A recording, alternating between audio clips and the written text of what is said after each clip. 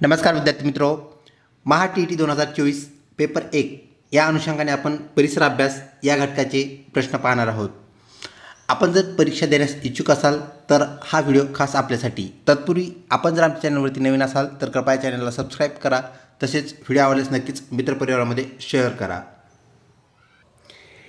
एक दस्ता म्हणजे किती कागद? तर एका दस्त्यात किती कागद येतात असा हा पहिला प्रश्न। 12 कागद, 24 कागद, 144 यापैकी नाही असे आपले पर्याय आहेत। उत्तर आहे पर्याय 2 24 कागद। तर लक्षात घ्या, 12 कागद म्हणजे 1 डझन, 24 कागद म्हणजेच एक दस्ता आणि 144 कागद म्हणजेच एक ग्रोस। तर अशा प्रकारे आपण कागदांना एककामध्ये मोजतो। पुढचा प्रश्न, सायकलचे पॅडल फिरवण्यासाठी कोणत्या बलाची गरज असते? स्नायुबल, यांत्रिक बल, गुरुत्वीय बल यापैकी नाही। तर स्नायुबल हे करेक्ट उत्तर होय। आपल्या स्नायूद्वारे आपण पॅडल फिरवत असतो म्हणून स्नायू बलाचा वापर होतो। यांत्रिक बल यंत्राद्वारे तयार केलेलं बल, त्यानंतर गुरुत्वीय बल हे पृथ्वीद्वारे जे आकर्षण केलं जातं, पृथ्वी आकर्षित करते त्याला आपण गुरुत्वीय बल असं म्हणतो। फिरते टर्बाइन हे कोणत्या ऊर्जेचे उदाहरण आहे?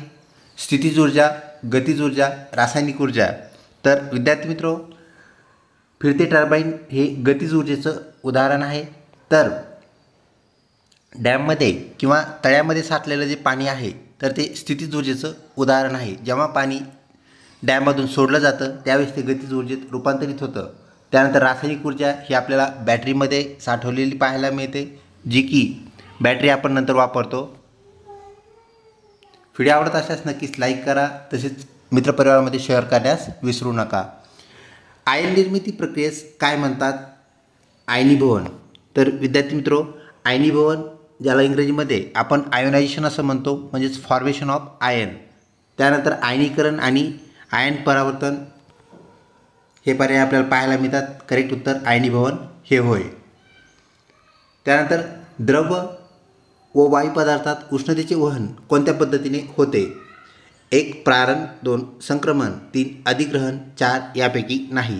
तर ऑप्शन 1 प्राहन हे आपलं करेक्ट उत्तर होय। तर प्रारण पद्धतीने उष्णतेचे वहन आपल्याला द्रव व वायू पदार्थात झालेले पाहायला मिळते।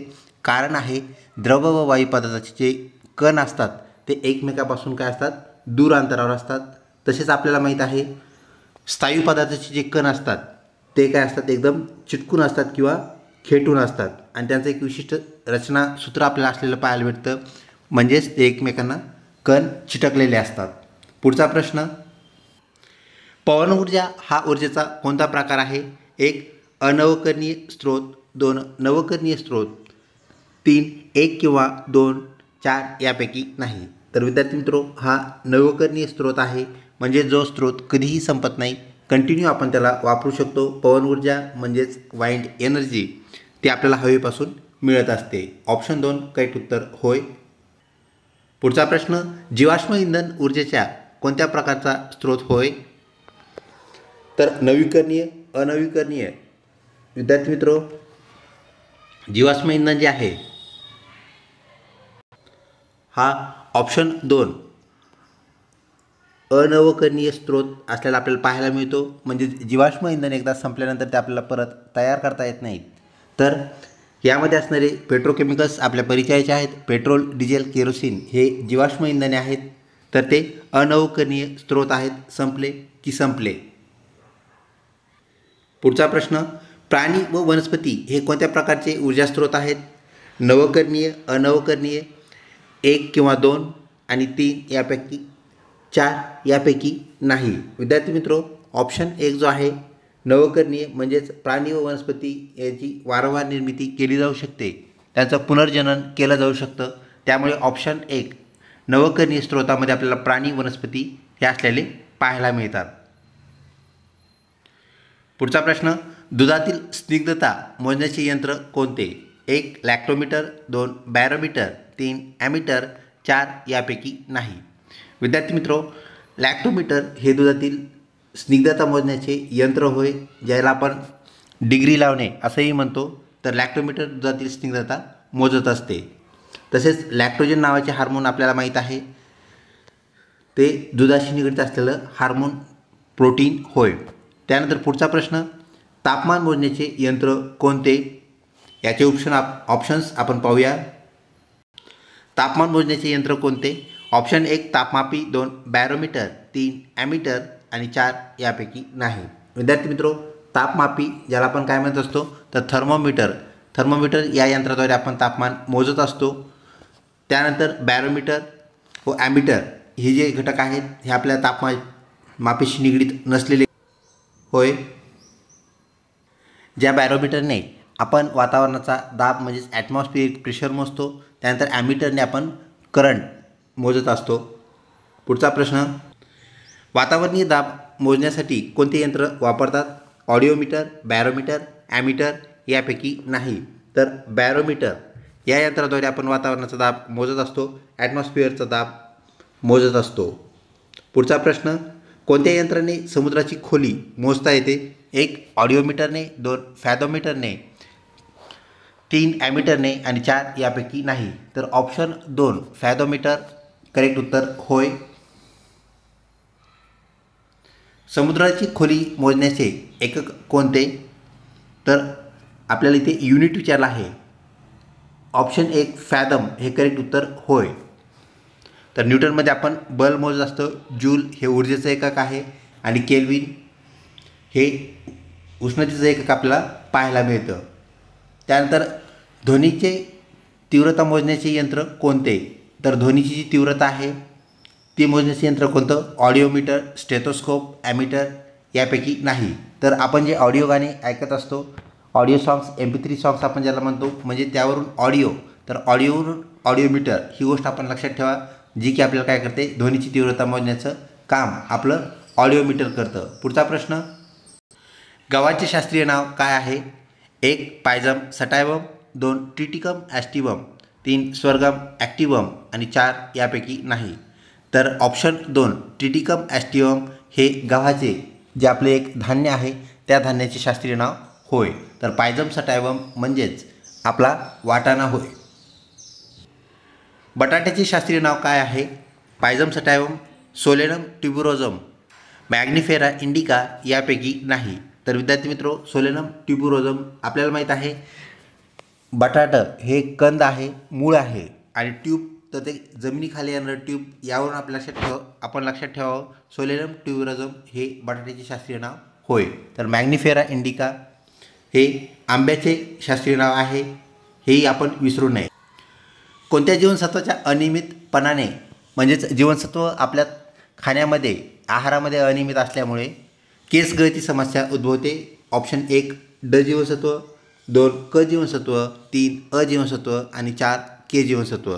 तर ऑप्शन 4 के जीवनसत्व याचं जर अनियमित प्रमाण आपल्या शरीरात असेल, खाण्यामध्ये असेल, तर आपल्याला केस गळतीसारखे समस्या उद्भवलेल्या पाहायला मिळते. पुढचा प्रश्न विद्यार्थी मित्रो, मानवात जनुकांची, ज्याला आपण इंग्रजीमध्ये जीन्स असं म्हणतो, जनुकांची संख्या किती असते? ऑप्शन 1 97 अब्ज, 2 97 लाख, 3 97,000 आणि 4 यापैकी नाही. तर 97 अब्ज एवढे प्रचंड जनुके म्हणजेच जीन्स आपल्या शरीरात असतात आणि ते आपलं शरीर आयुष्यभर ऑपरेट करतात, चालवतात. ऑप्शन 1 97 अब्ज करेक्ट उत्तर होय. जगात सर्वात कठीण पदार्थ कोणता आहे? 1 हिरा, 2 प्लॅटिनम, 3 लोखंड, 4 सोने. विद्यार्थी मित्रो, ऑप्शन 1 हिरा करेक्ट उत्तर होय. जरी आपल्याला इथं पर्यायाला हायलाईट केलं असेल तरी आपण बाकीचे ऑप्शनही कन्क्ल्यूड करत आहोत, त्यांचंही डिस्क्रिप्शन करत आहोत. प्लॅटिनम हा जगातील सर्वात महाग धातू आहे. त्यानंतर सोने हा आपण दागिने बनवण्यासाठी वापरण्यात येणारा एक मौल्यवान व कामाचा किंवा जास्तीत जास्त उपयोगी असणारा धातू आहे. तसेच लोखंड हाही आपल्याला बहुउपयोगी असलेला धातू पाहायला मिळतो. तर हिरा हा जगातील सर्वात कठीण पदार्थ होय, ही बाब आपण लक्षात ठेवा. पुढचा प्रश्न, जगात सर्वात कठीण धातू कोणता? आपण मागाशी जो प्रश्न पाहिला कठीण पदार्थ कोणता, जो की हिरा होता, तर आता कठीण धातू प्लॅटिनम हा होय. त्यामुळे प्लॅटिनम या धातूला सोन्यापेक्षाही जास्त किंमत आहे, ही गोष्ट आपण लक्षात ठेवा. तर प्लॅटिनम करेक्ट उत्तर होय, जगातील सर्वात कठीण धातू. त्यानंतर सर्वोत्तम कोळसा कोणत्या प्रकारचा असतो? 1 बिटुमिनस, 2 पीठ, 3 अँथ्रासाइट, 4 यापैकी नाही. विद्यार्थी मित्रो, ऑप्शन 3 अँथ्रासाइट नावाचा जो कोळसा असतो तो आपल्याला सर्वोत्तम कोळसा असल्याला पाहायला मिळतो. तर कोळशामध्ये आपल्याला माहीत आहे कार्बनचं जे प्रमाण असतं ते ज्या कोळशामध्ये सर्वात जास्त आहे तो उत्तम कोळसा आणि सर्वात कमी कार्बनचं प्रमाण असलेला पीठ नावाचा जो कोळशाचा प्रकार असतो तो आपल्याला कमी प्रतीचा कोळसा असलेला पाहायला मिळतो। तसेच विद्यार्थी मित्रो, आपल्या सिमेंटमध्ये जिप्सम नावाचा एक पदार्थ असतो, घटक असतो। तर जिप्सम जितकं जास्त असेल तितकी सिमेंटची किंमत आपल्याला जास्त असलेली पाहायला मिळते आणि जिप्समचं प्रमाण कमी झालं की सिमेंटची किंमतही कमी होते आणि किंमत कमी झाली म्हणजे सिमेंटची प्रतसुद्धा कमी होते। ही बाब आपण लक्षात ठेवावी। तर अँथ्रासाइट सर्वात जास्त कार्बन असलेला सर्वोत्तम कोळसा, पीठ सर्वात कमी कार्बनचं प्रमाण असलेला कमी प्रतीचा असलेला आपल्याला पीठ हा कोळसा पाहायला मिळतो। व्हिडिओ आवडत असल्यास नक्कीच लाईक करा, मित्रपरिवारामध्ये शेअर करा। वजनात सर्वात जड धातू कोणता आहे? तर उत्तर आपण पाहूया, ओस्मिसम, चांदी, लोखंड, सोने। विद्यार्थी मित्रो, ओस्मिसम करेक्ट उत्तर आहे। तर जड धातू याचा अर्थ असा आहे की आपण त्याचा छोटा जरी क्यूब घेतला आणि त्याच आकाराचा जर चांदीचा क्यूब घेतला, लोखंडाचा क्यूब घेतला आणि सोन्याचा क्यूब घेतला तर ह्यामध्ये आपल्याला ओस्मिसम जे आहे त्याचा छोटा क्यूबसुद्धा काय असेल इतर धातूपेक्षा जड आहे, म्हणजेच तो काय करतो कमी जागेमध्ये जास्त घनता आपल्याला त्याची पाहायला मिळते, जडत्व पाहायला मिळतं। त्यामुळे ओस्मिसम हा जगातील सर्वात जड धातू होय। रक्ताभिसरणास म्हणजेच ब्लड सर्क्युलेशनला किती वेळ लागतो? 1 50 सेकंद, 2 60 सेकंद, 3 22 सेकंद, 4 यापैकी नाही। विद्यार्थी मित्रो, ऑप्शन 3 22 सेकंद करेक्ट उत्तर होय। पुढचा प्रश्न, कृत्रिम मानवी हृदय कोणते आहे? तर जराविक 7 हे कृत्रिम मानवी हृदय होय, जे की मानवनिर्मित आहे। त्यानंतर पुढचा प्रश्न, मानवी शरीरात रक्तशुद्धीकरण करणारा अवयव कोणता? म्हणजेच ब्लड फिल्ट्रेशन जे आहे ते कोणत्या ठिकाणी होतं? 1 वृक। विद्यार्थी मित्रो, वृक म्हणजेच किडनी, तर किडनी या ठिकाणी आपल्याला ब्लड फिल्ट्रेशन झालेलं पाहायला भेटतं। हृदय ज्याला आपण हार्ट म्हणतो, तर हार्टमध्ये आपल्याला माहीत आहे हृदय फक्त काय करत असतं तर रक्ताचं पंपिंग करतं, म्हणजे सर्व अवयवांना रक्त पुरवण्याचं काम करतं। त्यामुळे आपण हृदयाला pumping organ of the human body असंही म्हणतो। फुफ्फुस यामध्ये आपल्याला माहीत आहे ऑक्सिजन रक्तामध्ये मिसळण्याचं काम केलं जातं आणि रक्तातील कार्बन डायऑक्साईड हा शरीरातून बाहेर टाकण्याचं काम केलं जातं। म्हणजेच वृक, किडनी हे रक्त शुद्धीकरण करण्याचा कारखाना आपण म्हणूया किंवा अवयव म्हणूया। पुढचा प्रश्न, आरएच फॅक्टर ज्याला आपण म्हणत असतो, आरएच घटकाचा शोध कोणी लावला? लँडस्टेनर, 2 विनर, 3 वेस आणि 4 लँडस्टेनर व विनर। तर ऑप्शन 4 लँडस्टेनर व विनर यांनी रक्तातील आरएच जो फॅक्टर आहे त्याचा शोध लावलेला आहे। तर लँडस्टेनरने रक्तगटाचा शोध लावला, ही गोष्ट आपण या अनुषंगाने लक्षात ठेवावी। कोणत्या रक्तगटास सर्वदाता असे म्हटले जाते? ज्याला आपण युनिव्हर्सल डोनर असं म्हणतो। अ रक्तगट, ब रक्तगट, ओ रक्तगट आणि ब ज्याला आपण AB रक्तगट असं म्हणूया, AB ब्लड ग्रुप म्हणूया। तर ओ रक्तगट जो आहे तो कुणालाही रक्त देऊ शकतो, त्यामुळे आपण त्याला काय म्हणत असतो तर सर्वदाता म्हणजेच युनिव्हर्सल डोनर। कोणत्या रक्तगटास सर्वग्राही म्हटले जाते? म्हणजेच युनिव्हर्सल ॲक्सेप्टर। तर रक्तगट ए, रक्तगट बी, रक्तगट ओ, रक्तगट AB म्हणजेच AB। तर रक्तगट AB जो आहे जो की कॉम्पॅक्ट फॉर्ममध्ये असतो, ब्लड ग्रुप AB हा जो आहे आपण याला सर्वग्राही युनिव्हर्सल ॲक्सेप्टर असं म्हणत असतो। तर लक्षात घ्या, ओचं रक्त कोणालाही चालतं, परंतु ओला ज्यावेळेस रक्ताची गरज पडते त्याला फक्त ओचंच रक्त चालतं। युनिव्हर्सल डोनर जो आहे तो फक्त त्याच गटाचं रक्त घेतो, म्हणजे ओ रक्तगटच तो स्वीकारत असतो। ही गोष्ट या अनुषंगाने आपण लक्षात ठेवा। अन्नसाखळीत ऊर्जा संक्रमणाची दिशा कोणती असते? तर उत्पादकाकडून भक्षकाकडे, भक्षकाकडून उत्पादकाकडे, विघटकाकडून भक्षकाकडे आणि यापैकी नाही। विद्यार्थी मित्रो, उत्पादक आपल्याला माहीत आहे वनस्पती ज्या आहेत त्या आपल्या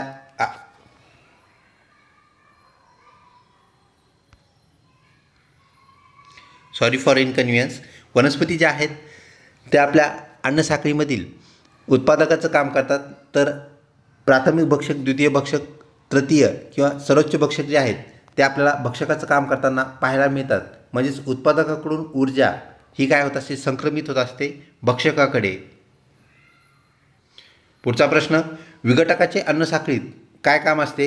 1 जीवभूरासायन चक्र अबाधित ठेवणे, 2 अन्न तयार करणे, 3 तृतीय भक्षकास खाणे आणि 4 उत्पादकांना विघटित करणे. विद्यार्थी मित्र ऑप्शन 1 जीवभूत रसायन चक्र जे आहे तर ते अबाधित ठेवणे म्हणजेच जिओकेमिकल सायकल चालवणे हे आपल्याला विघटकाचं, तर विघटक जो आहे अत्यंत महत्त्वाची भूमिका बजावणारा आपल्या अन्न साखळीतील घटक होय. तसंच अन्न तयार करण्याचं काम जे आहे ते उत्पादकाचं असतं. तृतीय भक्षकास खाण्याचं काम आपल्याला माहीत आहे सर्वोच्च भक्षकाचं असल्याला आपल्याला पाहायला मिळतं. त्यानंतर उत्पादकांना विघटित करणे किंवा कुठल्याही मृत प्राण्याला, मृत वनस्पतीला, सूक्ष्मजीवाला विघटित करण्याचं काम हे विघटकांचं असतं. हे या अनुषंगाने आपण लक्षात ठेवावं. पुढचा प्रश्न, बर्फाळ प्रदेशात बर्फ झाडावर साचू नये म्हणून झाडांच्या आकारात कोणते अनुकूलन म्हणजेच ॲडॅप्टेशन आपल्याला पाहायला आढळते. 1 शंकवाकृती आकार असणे, 2 पसरट फांद्या असणे, 3 नाजूक खोड असणे आणि 4 यापैकी नाही. तर विद्यार्थी मित्र त्या पानांचा जो आकार असतो शंकवाकृती आपल्याला पाहायला मिळतो, शंकूसारखा असलेला पाहायला मिळतो, जेणेकरून काय होत असतं तर बर्फ साचलेला काय होतो निथळण्यास म्हणजेच खाली पडण्यास, खाली गळण्यास त्यांना मदत होते. ऑप्शन 1 करेक्ट उत्तर होय. सर्वप्रथम पृथ्वीवर कोणता वनस्पती गट उदयास आला, म्हणजेच आपल्या भूतलावर सर्वात अगोदर कोणत्या प्रकारच्या वनस्पती आल्या, कोणत्या गटातल्या वनस्पती आल्या? 1 शेवाल, 2 कवक, 3 सपुष्प वनस्पती, 4 द्विदल वनस्पती. विद्यार्थी मित्र ऑप्शन 1 शेवाल प्रकारच्या वनस्पती सर्वप्रथम आपल्याला आपल्या भूतलावर, आपल्या पृथ्वीवर आलेले पाहायला मिळतात. काही ठिकाणी मग शेवाळासारखे घटक त्या वनस्पतीमध्ये नव्हते, काही अडचणी आल्या म्हणून कवकसारख्या घटक वनस्पती तयार झालेल्या आपल्याला पाहायला भेटल्या. त्यानंतर ॲडव्हान्स वनस्पती आपल्याला सपुष्प वनस्पती म्हणजे फुलं असणाऱ्या वनस्पती पाहायला भेटल्या. आणि त्यानंतर द्विदल घटक जे आहेत, द्विदल घटक म्हणजेच ज्या वनस्पतींचे बिया ज्या आहेत त्या 2 घटकामध्ये फुटू शकतात, ज्याला आपण पल्स म्हणूया, डाळी म्हणूया, डाळीसारख्या वनस्पती आपल्याला तयार झालेल्या पाहायला मिळाल्या. तर सगळ्यात पहिल्या कोण आलं? सर्वप्रथम पृथ्वीवर येणारी वनस्पती म्हणजेच शेवाल, त्याला आपण मराठीमध्ये शेवाळं असं म्हणतो. ही बाब आपण लक्षात ठेवा, दॅट इज अल्गी. पुढचा प्रश्न विद्यार्थी मित्र, अनुकूल परिस्थितीत जीवाणू किती कालावधीत दुप्पट होऊ शकतात? म्हणजे कुठलेही जे जीवाणू आहेत ज्याला आपण बॅक्टेरिया म्हणतो इंग्रजीमध्ये, तर त्यांचा दुप्पट होण्याचा जो रेट आहे, दुप्पट होण्याचा जो दर आहे तो आपल्याला कोणत्या अनुकूल परिस्थितीत किती फास्ट पाहायला मिळतो? तर 20 मिनिटामध्ये आपल्याला ते दुप्पट झालेले पाहायला मिळतात. एरवी त्यांचा दर काय होत असतो? कमी कमी झालेला आपल्याला पाहायला मिळतो. म्हणजेच अनुकूलन परिस्थिती नसेल, ज्याला आपण प्रतिकूल परिस्थिती ॲडवर्स कंडिशन असं म्हणत असतो, ॲडवर्स कंडिशनमध्ये हा कालावधी आपल्याला वाढलेला पाहायला मिळतो. तर सर्वात कमी कालावधी आपल्याला ह्या अनुकूल परिस्थितीत पाहायला मिळतो 20 मिनिट. 20 मिनिटात जे बॅक्टेरिया आहेत ते आपल्याला दुप्पट पाहायला भेटतील अनुकूल परिस्थितीमध्ये. ही बाब आपण लक्षात ठेवावी. RNAचे पूर्ण रूप काय आहे? Ribonucleic acid, radionucleic acid, deoxy nucleic acid, त्यानंतर यापैकी नाही. ऑप्शन 1 रायबोन्यूक्लिक ॲसिड हे RNAचं पूर्ण रूप होय. कॉलरा रोगाचा रोगजंतू कोणता? व्हिब्रिओ कॉलरी, प्लाझ्मोडियम वायवॅक्स, HIV, त्यानंतर यापैकी नाही. विद्यार्थी मित्र ऑप्शन 1 व्हिब्रिओ कॉलरी हा कॉलरा रोगाचा रोगजंतू होय. तसेच प्लाझ्मोडियम वायवॅक्स ह्या परजीवीमुळे आपल्याला मलेरिया झालेला पाहायला मिळतो. तर HIV या घटकामुळे, ह्या विषाणूमुळे आपल्याला एड्स नावाचा रोग झालेला पाहायला मिळतो. तर व्हिब्रिओ कॉलरी करेक्ट उत्तर होय. विषमज्वर रोगाचा रोगजंतू कोणता? 1 साल्मोनेला टायफी, 2 प्लाझ्मोडियम वायवॅक्स, 3 HIV, 4 यापैकी नाही. तर विद्यार्थी मित्र ऑप्शन 1 साल्मोनेला टायफी हा विषमज्वर, ज्याला आपण टायफॉईड असं म्हणत असतो, त्यामध्ये ज्वर म्हणजेच ताप हा विषम असतो, कमी होत असतो, जास्त होत असतो, त्यामुळे आपण त्याला विषमज्वर म्हणतो. ऑप्शन 1 करेक्ट उत्तर होय. NIVचे पूर्ण रूप काय आहे? 1 National Institute of Virology, 2 National Institute of Veterinary, 3 National Institute of vaccine आणि 4 यापैकी नाही. विद्यार्थी मित्र option 1 National Institute of Virology हे आपल्याला NIVचे पूर्ण रूप असलेले पाहायला मिळते. पुढचा प्रश्न, एलिझा चाचणीद्वारे कोणत्या रोगाचे निदान करता येते? 1 मलेरिया, 2 के test, 3 AIDS, 4 antigen. Option 3 AIDS correct उत्तर होय. पुढील प्रश्न, जेनरिक औषधांना काय म्हणतात? सामान्य औषधे, विशेष औषधे, अनुपयुक्त औषधे आणि 4 यापैकी नाही. ऑप्शन 1 सामान्य औषधे आपण जेनरिक औषधांना म्हणत असतो. पुढचा प्रश्न, धातूला ठोकून पत्रा तयार करण्याचा गुणधर्म म्हणजे काय? ऑप्शन 1 वर्धनीयता, 2 तन्यता, 3 चकाकी, 4 यापैकी नाही. तर वर्धनीयता लक्षात ठेवा, वर्धनीय म्हणजे वाढवणे, तर त्याचा आकार आपण वाढत असतो, ठोकून आकार वाढवणे याचा अर्थ वर्धनीयता. हा धातूचा पत्रा तयार करण्याचा गुण, ही आपण बाब लक्षात ठेवावी.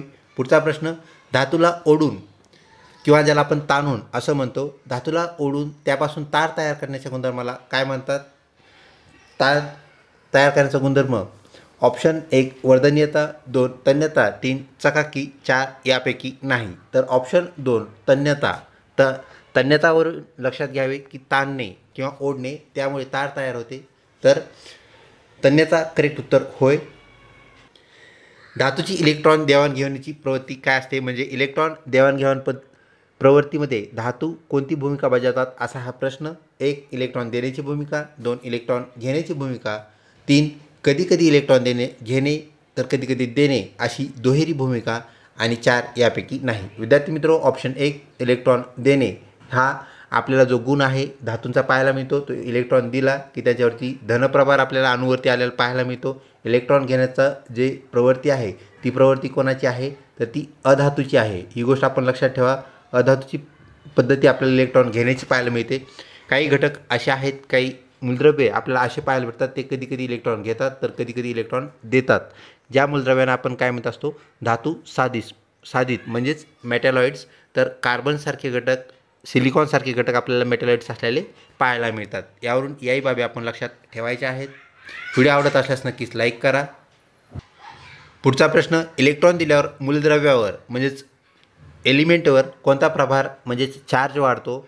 1 ऋणप्रभार, 2 धनप्रभार, 3 धन किंवा ऋणप्रभार, आणि 4 यापैकी नाही. तर विद्यार्थी मित्र, आपल्याला धनप्रभार वाढलेला पाहायला मिळतो. म्हणजे जेव्हा कुठलाही मूलद्रव्य इलेक्ट्रॉन देतो त्याचा धनप्रभार अधिक होतो, वाढतो. महत्त्वपूर्ण प्रश्न, पदार्थाच्या लहान कणास महर्षी कणाद यांनी काय म्हटले होते? 1 परमाणू, 2 अणू, 3 केंद्रकी, 4 यापैकी नाही. विद्यार्थी मित्रो, ऑप्शन 1 परमाणू करेक्ट उत्तर होय, जो की आपला आज अणू म्हणजेच ॲटम म्हणून ओळखला जातो. तर परमाणू हे महर्षी कणाद यांनी दिलेलं त्याला नाव होय. मूलद्रव्याच्या कक्षा कोणत्या इंग्रजी अक्षराने दर्शवतात? तर मूलद्रव्याच्या ज्या कक्षा आहेत त्या कोणत्या अक्षराने आपण दाखवत असतो असा हा प्रश्न. KLMN ही अक्षरे, WXYZ, त्यानंतर PQRS T आणि यापैकी नाही. तर विद्यार्थी मित्रो, KLMN हे 4 अक्षर आपण वापरत असतो, किंवा त्याला अजून एक दुसरी पद्धती आहे, ते अंकाद्वारे सुद्धा आपण दाखवत असतो.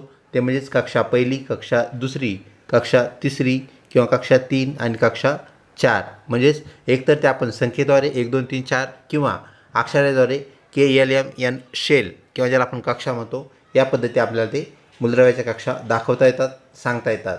पुढचा प्रश्न, एकसारखे संघटन असणाऱ्या द्रव्याच्या भागास काय म्हणतात? 1 प्रवाहस्था, 2 समांगता, 3 भिन्नता म्हणजेच भिन्न अंगता, आणि त्यानंतर यापैकी नाही. तर विद्यार्थी मित्रो, प्रअवस्था आपण असं म्हणत असतो. ऑप्शन 1 करेक्ट उत्तर होय.